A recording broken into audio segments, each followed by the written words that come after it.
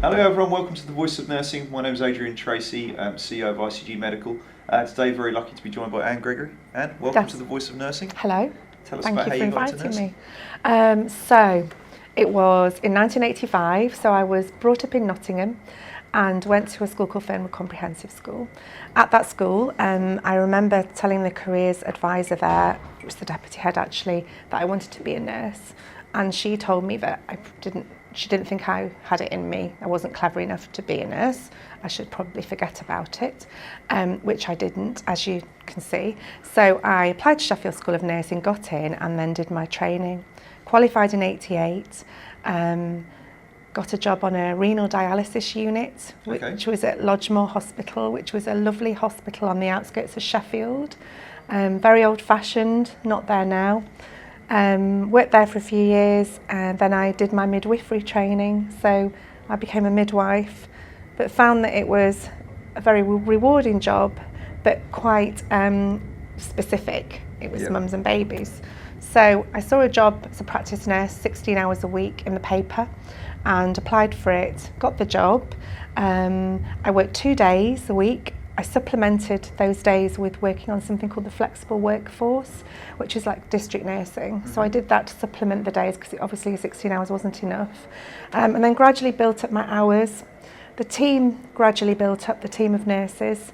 The job was at a place called Page Hill Medical Centre. So that was in 1994. I always actually remember I was lucky enough to go to the practice nurse conference that year, which was being held in Sheffield.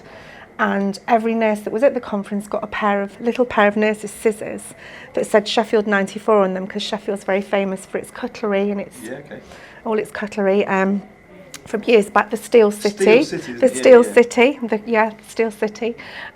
the Blades is Sheffield United. Absolutely, they're doing very well at the moment. They're 6th in the Premiership. Anyway, that's another story. So got a pair of scissors, and which I've still got, so I can always remember that was the year that I started as a practice nurse, 1994. Stayed there. The practice over the years we had more and more patients. So when I started, we had 2,500 patients. When I left a year ago, we've got 7,500 patients. So massively, the practice list massively increased. And just for people who maybe don't know, what does a practice nurse do? As in, what is a practice nurse? Because we have, people different, but what's that different? What is that? Because some people will know, but some people won't know. Yes, I agree with you. And one of the things that I often used to get sometimes from patients was, does this mean you're just practicing? So that's what you get. A similar thing to a phlebotomist, who is sometimes patients will say, have you come to take my blood? You're a vampire. Those sort of connotations. So a practice nurse does a massive array of different things. It's huge, really. And I think when I started in that job all those years ago, I didn't realise at that point what that job would involve, what it would entail, and also how it would change over those 24 years. So I started there. You must be one of the first practice nurses. No. I think they've been practicing it. I think probably the early 80s, maybe even before that. But the role in terms of what they actually do is massively changed. So when I started there, I used to do ear syringing, dressings, vaccinations, sometimes a little bit of travel advice, not very much in the way of chronic disease management, so not too much in the way of asthma care or diabetes or COPD. But now, my learning curve was huge, and it still continues to be a learning curve that's going upwards over the years. But my role has changed so much, so as patients have become more complex, with more complex illnesses, the role of the nurse is much more involved in their care. So care of people with diabetes is much more of a nurses manage it rather than the GP. Asthma, COPD, things like ear syringing and dressings is now something more of a healthcare assistant role, something that they would do rather than the nurse. Flu vaccinations, I used to do a flu clinic. Again, that's something that the healthcare assistant would do now at our particular practice. I know practices are very diverse. And also, at my practice, we started about 15 years ago now, we started something called nurse triage, which meant that when the patient wanted to see a doctor urgently, instead of them seeing a GP, we would triage them, much like you do in A&E. And so we were one of the first practices, and I think for a long time the only practice in Sheffield where the nurses actually did the telephone triage. So instead of it was the GP at a lot of practices, and it still is, it was the nurse. So the patient would ring in, say they needed to see a doctor, they'd be added to a list and by the receptionist, and then we would work through that list, ring the patient up, and give advice on the telephone, ask them to come in, and we would then see them, direct them to the pharmacy, give them some self-care advice, that sort of thing. And do you prescribe as well? So I prescribe, okay, yeah. Right. So I did my prescribing. That's probably more than 10 years ago I did my nurse prescribing, and so it enabled me to, instead of having to wait outside a doctor's office to get a prescription just signed, so I would have seen the patient, I would have decided what the treatment would have needed to be, and they would say, look, can you sign me this? Right. So it enabled me to be able to not need to do that. Although I would say, certainly with prescribing, I could prescribe anything, but I would only prescribe something that I would feel confident that I would know what I was prescribing and what the reason, the rationale behind it. It's something that, I had a 6-month training course to be a nurse prescriber, and it's evolved over time, and I'm constantly learning again about medicines, about what to prescribe. There's so much going on, isn't there? Definitely. And absolutely, and medications have become more and more complex, particularly because patients with their comorbidities are often on 10 because they'll have 1 or 2 different things, but then that doesn't work with that one. Absolutely. There's the combinations, isn't it? Absolutely. I think someone was saying people are coming with more ailments. It's not like I've got a bad leg. No. It's like my bad leg, but I've got a bad hip. Yes. And, my back's and sore, I've got a cold, and I've got diabetes, and whatever's going on. Yeah, and so they could be taking something for one condition and then come in with something more acute.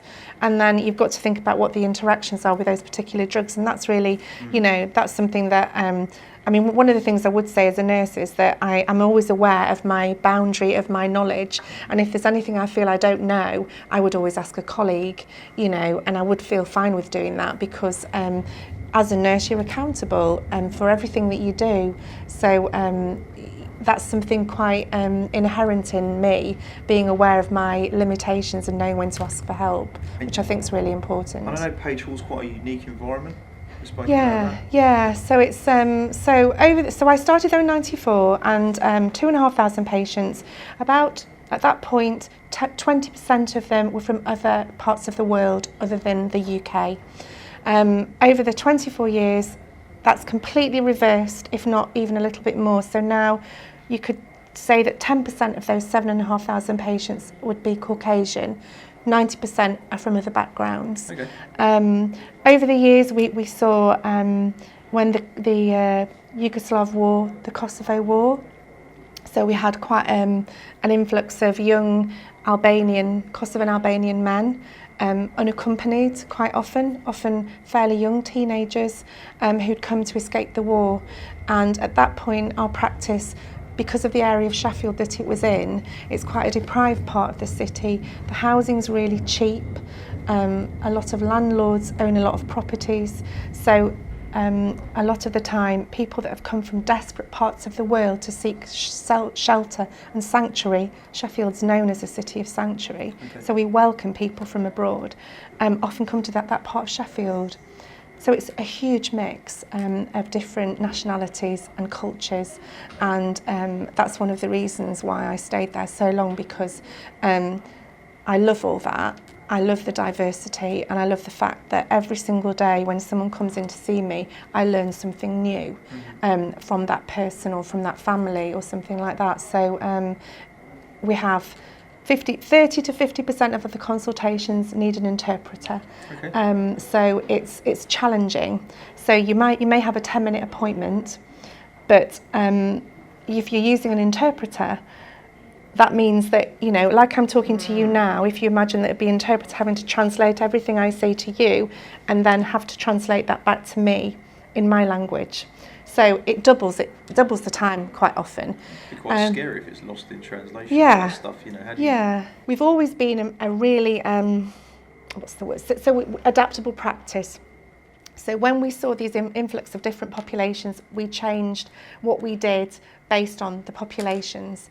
And so because we at Page Hall, we want to provide a service for our patients, irrespective of where they're from, equal to anybody else. You know, if like you or me who can read and write English, we want to provide the same service for somebody who can't read or write English and who can't even read their own language.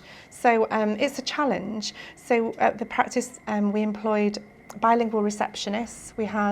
We still have actually, probably 4 Urdu receptionists, 2 Arabic, 2 Slovak now, and at the time we used to use them to interpret as well. But unfortunately funding was cut at our practice. We were a PMS practice, and about 5 years ago the CCG in Sheffield decided to equalise the funding to all practices in Sheffield. So a lot of money was taken from our practice, £250,000 over, I think it was a 3-year period. So unfortunately, when staff have left, patient numbers are going up. Patient numbers were going up a little bit. It's fairly static at 7,500, but the complexity of the patients and the diversity was becoming more challenging, and it's been a struggle. So there was a lot of pressure to use telephone interpreters. So having somebody on the telephone, on speakerphone with a patient, so that you couldn't see the interpreter.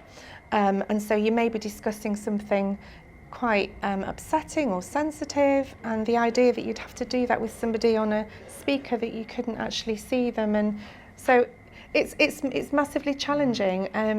I mean, technology's there, and I guess in lots of ways we need to use the new technology to our advantage, and maybe it does save money, but in lots of other ways, is that the best thing for the patient? And I don't think it is.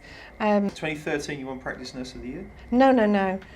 Practice Team of the Year. So yeah, we were nominated for Practice Nurse Team of the Year 2013, and that was for our work that we'd done on a particular population that came into Sheffield, Slovak Roma population, migrated when the EU opened the borders. Again, I think that was 2008. And so we, at the practice, we gradually saw an influx of people from Slovakia. And this built and built and built. And we've now got over 1,000 Slovak Roma in our practice in Sheffield. And they're from a part of Slovakia, really deprived parts of Slovakia. They're a discriminated ethnic minority, but they are the largest ethnic minority in Europe. It's millions of Roma that are all around Europe. They live in the most deprived, I would honestly describe almost horrific housing, awful. They're marginalised, they're not encouraged to send their children to school. Their expectation of the health service in their own country is not to expect very much. So they've been subject to massive discrimination. They started to come over here when we opened the borders. They've moved into the area of Sheffield where I used to work at Page Hall because it's very cheap. Short-term tenancies in landlord accommodation, often very poor accommodation. Massive overcrowding, so you'd get maybe 30 people living in a small terraced house with 2 bedrooms, a couple of families. Their tenancy may be for 6 months, and then that tenancy would stop. They'd have to move to another house. Sometimes no hot water. We started to see an increase in skin conditions like scabies, things that we'd never really seen before because of the poor conditions that they were living in. The other thing that we started to see was an increase in Hepatitis B infection in this population. We, as a practice about 20 years ago, we decided, because of the populations that we'd got, that we would start testing for blood-borne viruses. So all blood-borne viruses, mainly because we saw a lot of people coming from Africa and we thought we'd pick up cases of HIV. But what we started to see was an increase in hepatitis B, active hepatitis B infection, and the prevalence in this country is like less than 1%. The prevalence in sub-Saharan Africa is something like 8 or 9%, and that's classed as really high risk. We started testing, because we always test all our new patients. We offer everybody this test wherever they come from. When the Roma started to come, we saw this increasing level of hepatitis B. I managed that result and saw this level, and it was 9% of the population. So the same level as in sub-Saharan Africa in this population in Sheffield. Hepatitis B, as it was then, is not part of the routine schedule for vaccinating children. So we got the data together, set up something called some regular meetings with public health in Sheffield, the CCG in Sheffield, secondary care consultants from infectious diseases, and we eventually got the Sheffield CCG to agree funding for us to screen and vaccinate this whole population in Sheffield against hepatitis B, because at that point, as I say, it wasn't in the schedule. So these people were at risk of this deadly condition that could have eventually cost the NHS thousands of pounds. We did that at Page Hall. I wrote an article and it was published in a national journal about that. It's now part of the routine schedule, hepatitis B vaccination. And I sort of feel that's one of the things as a nurse. I mean, one of the wonderful things for a nurse is that you can do so many different things. I mean, I would never have thought when I started my nursing career and we were trained how to make a bed, how to, and we were told things like, the patients had to be at the bedside when the doctor did the ward round, and all of that sort of thing. Little did I think that, as a nurse, I would eventually be writing an article that would be published nationally and, enabling this programme of vaccination for this whole population. So I think, one of the things I've gone on a bit, one of the things I would say as a nurse is that it's so diverse that, you have the opportunity to do so many different things. And particularly as a general practice nurse, if you have a specialist interest in something, you've got that opportunity to sort of diversify and point yourself in that direction.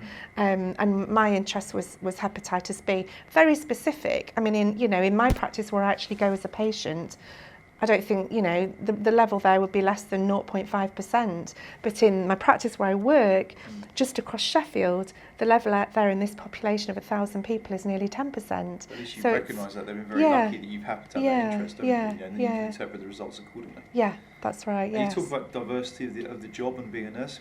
You've left there now. Yes. So what are you up to since? Yeah. So I so about a year ago, a bit more than a year ago, I saw a job. Well, actually, I was at a conference, and a lady there called Catherine Yates, who used to work for the, I hope it's the RCN, it may be the LMC. She was at the conference and she was talking about being a nurse and telling your story, actually a bit like what I'm doing today. And I spoke to her afterwards and said, I'd be interested maybe in talking about that.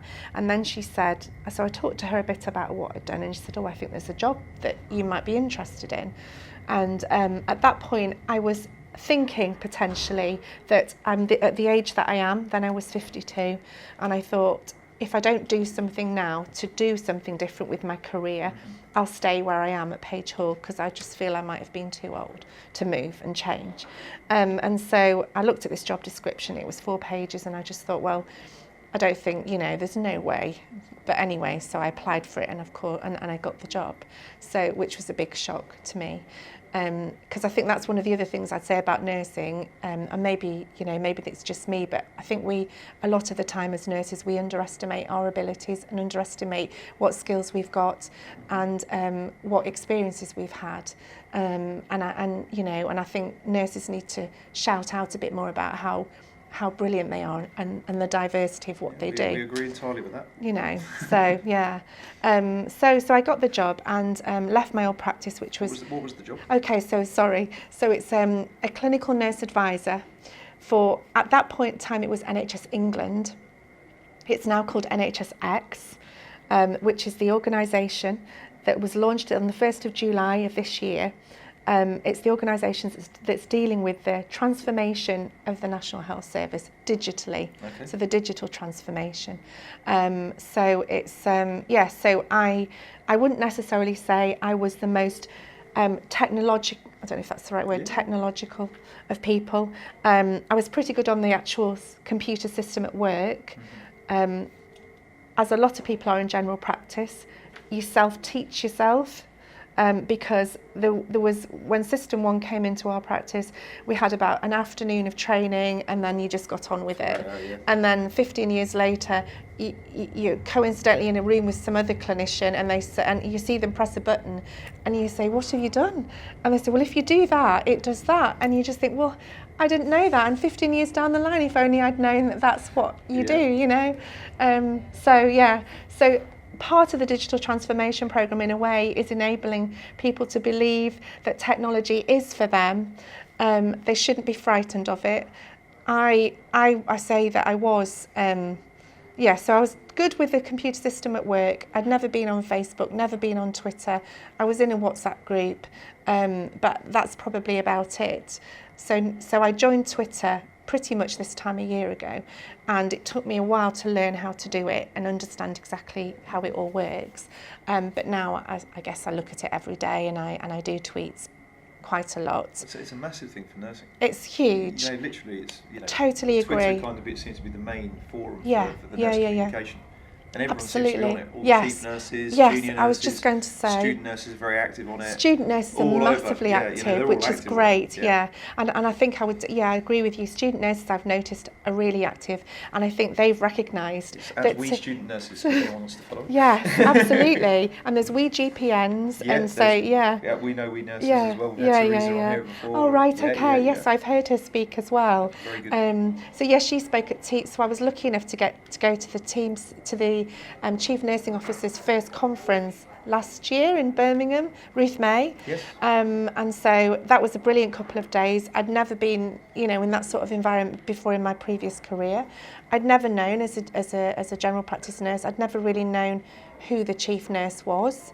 And I think, Twitter is a medium in terms of finding out what these movers and shakers of the nursing world are actually saying is invaluable, because they can say something, and within half an hour of them putting it on Twitter, you can read about it. And you think, and I think about my practice and think, once a week I'd get the CCG bulletin. It'd have 25 attachments on it. And I might, if I've got time, be able to look at all those attachments, or I might forget. And then by next week, the next bulletin's come and I've not read it. So, you don't hear about things. I was lucky enough, again, to hear about the £1,000 for every nurse in this country for training. Over the next 3 years, every nurse is entitled to £1,000 for that.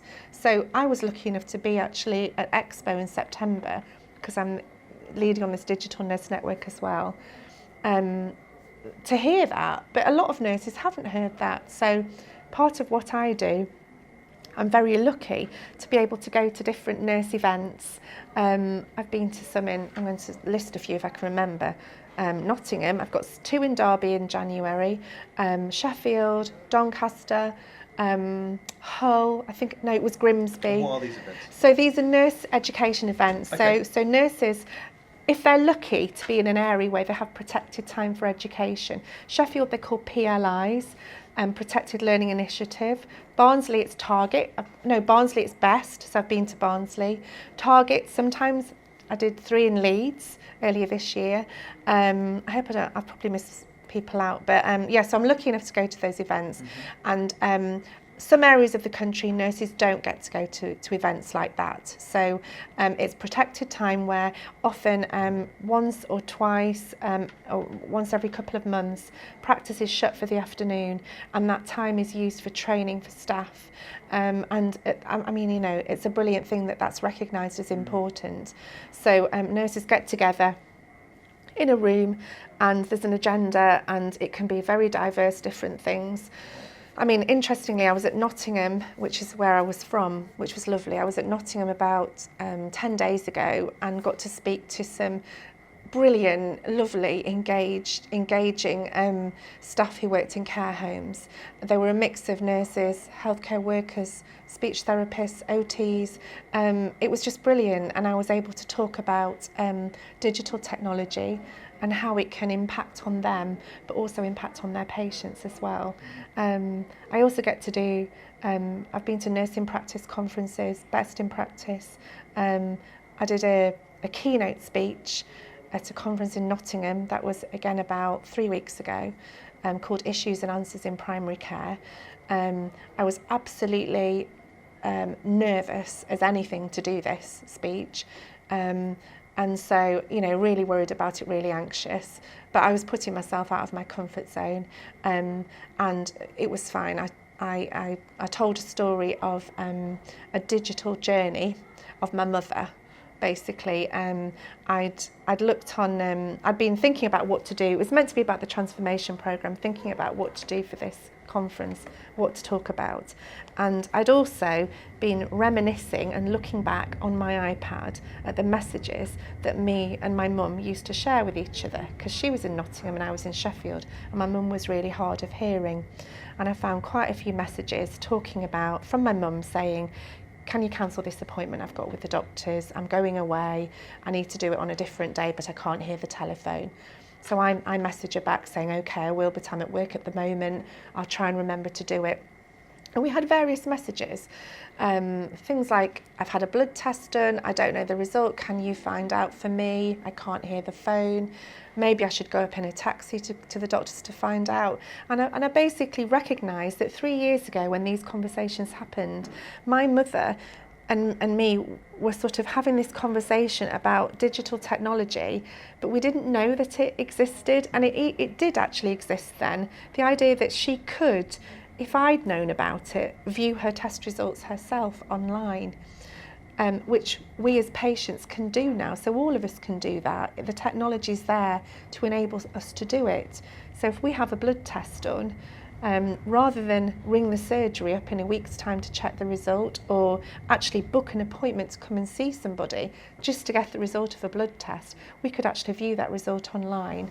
And then the clinician, whoever it is that's processed the result, and in my practice it's the nurse quite often that processes the blood results, we can put a comment saying, your test result is fine, we'll see you for your diabetes review in 6 months, or, a comment like that, so the patient can read it. And then if somebody's a little bit forgetful, they can look back again the next day and log on and just see what that result said. It gives them a picture of how their condition is. So it's just basically, I think that the really brilliant thing about digital technology is that we're giving the patient that the ownership of their health. All our health belongs to us. It doesn't belong to anybody else. But I think, and I've noticed this over the years, working in the NHS as I have for the length of time that I have, that the model of the clinician knowing everything and the patient not really knowing anything about what's going on is changing so much, and changing for the better, so that it's the partnership now.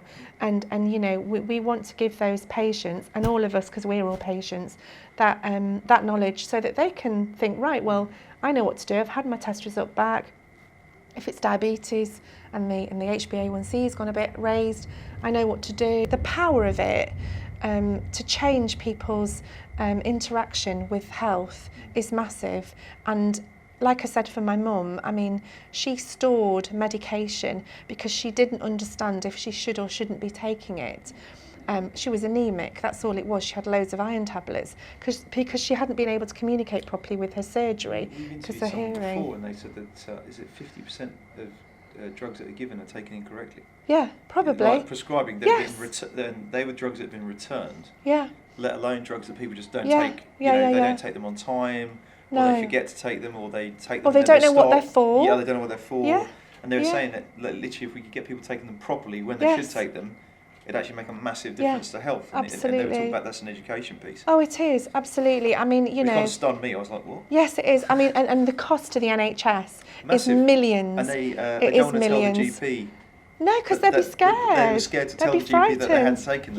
Yes. And it's interesting. One of the other things I'd say, you use the word GP then, because that's one of my big bugbears in a way, is that we use the word GP and doctors in this generic term. You're going to see the GP. It was actually the nurse who said this, and he's a nurse prescriber. And he said they're scared of the GP. Yes, and that's exactly what he said. And yes. What about that? And he went, but also, just the perception. Yes, it is. But also, it's not just that. It's not just about seeing. It's also the idea that patient probably doesn't actually see a GP for that problem anyway. It's the nurse that they're seeing, and it's the nurse that's prescribing the medication, deciding what treatments, what they need to be on. No, but I think the point I'm trying to make also is that we talk a lot. So my mum, or me, I think, I must make an appointment at the doctor's. I must make a doctor's appointment. And it's a generic term in general practice of I must make a doctor's appointment, even though the staff that work in general practice now, we do have doctors, we have GPs, but we have nurses, we have paramedics, pharmacists, healthcare assistants, phlebotomists, nurse practitioners, advanced nurse practitioners. I hope I haven't missed any, but counsellors, physios, new ones, aren't they? Social link workers. Social prescribing. There's social prescribing, nurse associates, physicians associates. There's, the general practice when I started, there were 2 nurses and there was the GPs and there wasn't anybody else. And now you can see how much things have moved on. So I guess for a patient, it's very hard for them to understand what all these people do and what their different roles are. And so there's a huge education thing out, the idea of how are we going to make people understand what everybody does is a really big thing. But I think the other thing is as well, language has to change so that when you look on certain websites, and I won't name ones, but main charity websites where we might get information about health or specific conditions, still use on their websites, when you go and see your doctor, they will recommend changes to your medication or your doctor will decide. And there were 3 particular ones, the main ones in this country, that still use the word see your doctor for this. And, it's not the doctor, or it may, in some practices it might be, but it's not. It's not the doctor. And I think that language has massively got to change. On the television, on the media, when you can see, on the news, it'll say the uptake of MMR is falling, Britain's lost its measles-free status for the first time, book an appointment with your doctor to get your child vaccinated. The doctor doesn't do the children's vaccination, it's the nurse that does the children's vaccination. Same for cervical cytology. There aren't many doctors now that do cervical cytology, it's mainly nurses. And so when it's on the news about booking an appointment for your smear test with your doctor, it's not your doctor, it's your nurse. So it's just thinking about the whole of how we're represented in the media, in the press, everything as nurses and what we do. Yeah, it's a big challenge, but I think it's something that I feel really passionate that people need to understand what we actually do, the diversity of what we do. And you've talked about looking after the current nursing population, educating and helping that, but you're also doing some work about the future nurses coming through, which is obviously a big issue. Yes, so there's, I know that I think it's 40,000 nurses short in this country. I think it's just the NHS as well, isn't it? Yeah, 40,000 nurses short, so there's a massive problem. Yeah. We've got a lot of nurses now, particularly in general practice again, the age that we are, and I'm one of them, who are getting towards the end of their nursing career. And so what are we going to do? There's a massive gap, if you like. So one of the programmes, and it's Bev Matthews that's I think is leading on it, is the Nurse Ambassadors. So it's the idea of how can we encourage and get young people to think about a career in nursing and think what that career in nursing would involve and entail. So there's specific areas, I think it's 7 areas of the country where we're targeting specific schools based on things like deprivation, also schools where they haven't had as many applications to nursing as they would hope maybe. So one of the schools is my old school. So I really want to go back to my old school. I'm in the process of emailing them to go back and talk about the idea of nursing as a career for everybody. You know, it's a career for anybody, and to, you know, get people to think about it and to think about the diversity of what you can do. You know, I mean, I'm a practice nurse, but you can be a school nurse, you can be a learning disability nurse, a prison nurse, a nurse in the forces. There's so many areas, hospitals, community, I don't want to miss anybody out, care homes. No, there's a massive but it's huge. It's huge. There's surgical nurses now. It's huge. You can travel the world as a nurse. Absolutely. You know. Oh yes, yeah. You know, the opportunities Yeah. for career-wise. Yeah, you yeah, know, yeah. You'll always have employment. I think Yes. is the Yes. way they say. Certainly. And the other thing is, you know, you can learn so much, and you can, as I said before, you can think, you know, is this something I'm really interested in?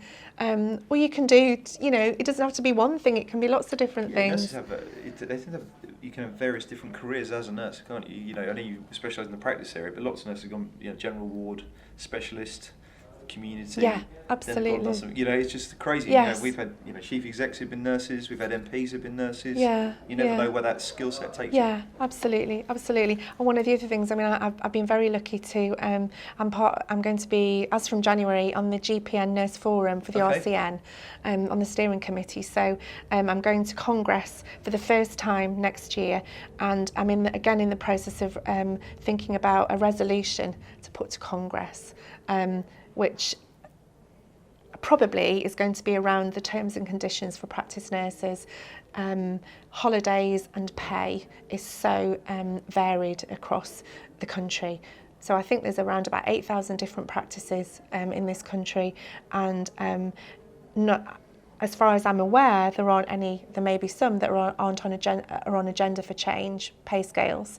So as a practice nurse, in my practice, I can be paid a different rate of pay and have different holidays to the practice nurse who works at the next practice down the road, a mile down the road, because we're all employed by practices, by the GPs, so they can choose to pay us what they want to pay us. So It's not a banding across. No, not in general practice. Okay. No, there isn't. So when I first started in general practice, we weren't even part of the superannuation pension scheme. So for a couple of years, I didn't pay into the pension scheme, and then they changed the ruling as a whole. But no, pay is a massive issue, and I would say is very unfair. And also holiday entitlement. So in the NHS, for every so many years service, you get additional holiday entitlement. It doesn't work like that in general practice. So I worked in general practice for 24 years. My holiday entitlement didn't change. Whatever. No, it didn't change. So yeah, it stayed the same. So if I'd worked in hospitals, if I stayed in hospitals, it would have gone up. Yeah. I think it's an extra week for every 10 years. I think it might be that. So, you know, that's unfair because I'm still working in the NHS. And so why should it be like that? For a private hospital group. No. So it shouldn't be like that. And that's one of, and I think there's quite a bit of things on Twitter about that as well, about what can we do about trying to get all that a level playing field, if you like. Because the other thing is, if we don't do it, it doesn't make it an attractive proposition for a nurse to want to come and work in general practice. Yeah, well, if someone's a career changer and they're coming out of the NHS and then they come into that and there's no holiday entitlement goes down. Yeah. You know, if they're a very experienced person, yes, exactly. You know, the more you get on your career, the more time and holidays become more important. Yeah, and also the pay, the increments. Well, no increments in general practice either, whereas you get increments in the hospitals, if you like. Not much, but at least there is one. Yeah. So yeah, that's a big thing. Yeah. Very good. Yeah. Tell us about the Digital Nurse Network. Okay, yes. So we launched the Digital Nurse Network. That was probably March or April of this year. So we've got around about 500 members now. And I lead on this with my colleague, Helen Crowther, who is also a practice nurse who's based up in County Durham. So myself and Helen work on the Digital Nurse Network. The idea is that we are trying to provide a forum by which we can encourage nurses, healthcare assistants, not just practice nurses, any nurse basically who's involved with caring for a patient, whatever that setting is, or healthcare assistant, or pharmacist, or nurse associate, you know, it's that whole range of healthcare workers to join our network. We do a monthly live webinar. We've got one coming up next Wednesday, which is free, and you can find out and book a place on that through the NHS England website. So we do one a month, and we've been doing those this is webinar 8 next week. And we... Are they recorded? They're recorded as well. Okay. So yeah, maybe we can publish on the Voice of Nurses. Yeah, please do, that would be brilliant, yeah. So yeah, they're recorded, and you can watch them live with your team or something if you're able to. 1 till 2 o'clock. Is that part of CPD, is it? Well, it's not actually, we're not accredited, okay. But it can be used as reflection as part of your revalidation. Okay. So what we do, we talk about what's happening with the transformation programme, particularly in primary care. Talk about things like online consultations or electronic record access, why it's important, how do we do it, how do we encourage our patients to do it, how do we feel as nurses or healthcare workers, how do we feel confident that we want our patients to do it. So it's giving them that information so that then if a patient comes in to see them and says, oh, you know, nurse, I've heard about this NHS app, I've seen it, you know, I've heard about it, what do you think about it? That nurse can then say, oh yes, it's, you know, it's really good.